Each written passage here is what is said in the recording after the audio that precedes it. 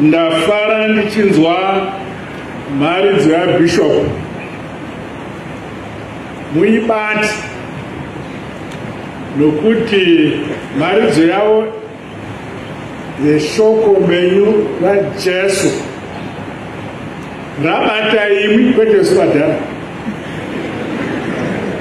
Hanzi regai vana vaduku vauye kwandiri, harina mboti regai vadhara vauye kwandiri.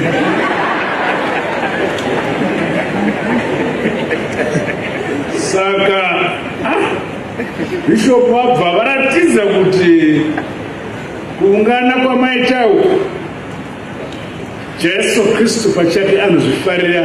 Regai vana vadiki vauye kwandiri, nokuti umambo hwekudenga ndobvavo.